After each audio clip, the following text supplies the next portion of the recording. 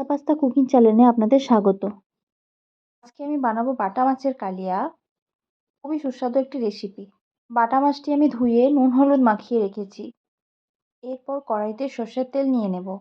তেলটা ধোঁয়া ওঠার মতো গরম হয়ে আসলেই তবেই মাছগুলো দিতে হবে। ভালো করে তেলটা গরম না হলে মাছগুলো নিচে বসে যাবে। তাই মনে রাখবেন, তেলটা আগে ধোঁয়া ওঠার মতো গরম হয়ে আসলেই তবেই মাছগুলো ওর মধ্যে দেবেন। একদিকটা ভেজে নিয়ে আমি উল্টে অন্য দিকটা ভেজে নিলাম। ভালো করে মাছগুলো ভেজে নিতে হবে। মাছগুলো তুলে নেবার পর এবার আমি কালিয়াটা করে নেব। কালিয়াটা করার জন্য দুটি মিডিয়াম সাইজের টমেটো নিয়েছি আর কাঁচা লঙ্কা নিয়েছি, সাথে দুটো পেঁয়াজ নিয়েছি। এবার এগুলোকে চপ করে নেব। কড়াইতে আবার সর্ষের তেল দিলাম। সর্ষের তেলটা ভালোভাবে গরম হয়ে গেলেই এর মধ্যে ফোড়নে দেব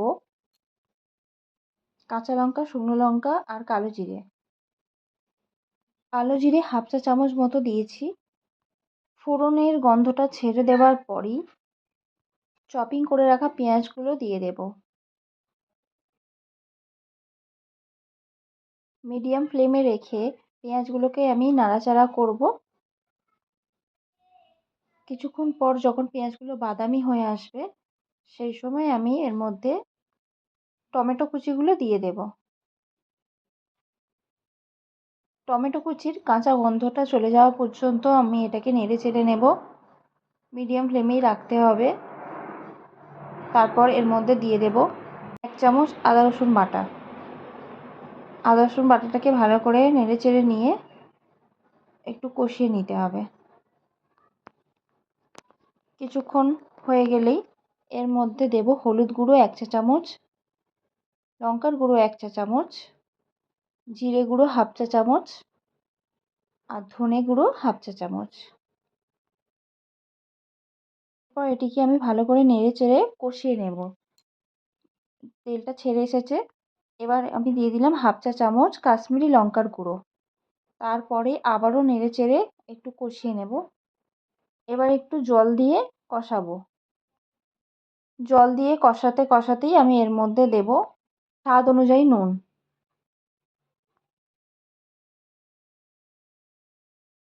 আর টেস্টটাকে ব্যালেন্স করে রাখার জন্য দেব অল্প একটু চিনি।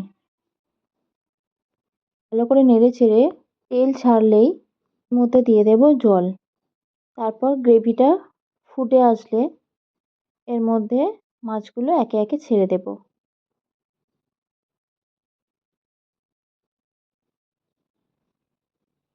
তারপরে লো ফ্লেমে এটাকে ঢাকা দিয়ে রাখতে হবে 5 মিনিট।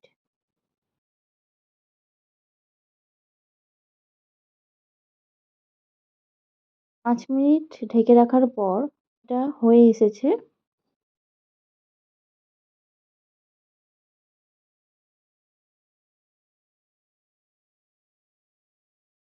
এবার এর মধ্যে দিয়ে দেব গরম মশলা। গরম মশলা দিয়ে এটাকে একটু ঢেকে রাখবো। 1 মিনিট পরে গ্যাসটাকে আমি নিভিয়ে দেব। রান্নাটি ভালো লেগে থাকলে লাইক, কমেন্ট, শেয়ার করুন। এরকম রান্নার নিত্য নতুন ভিডিও পেতে গেলে সাবস্ক্রাইব করুন আর পাশে থাকা বেল আইকনটা ক্লিক করুন। বাটা মাছের কালিয়া খুবই সুস্বাদু একটি রেসিপি।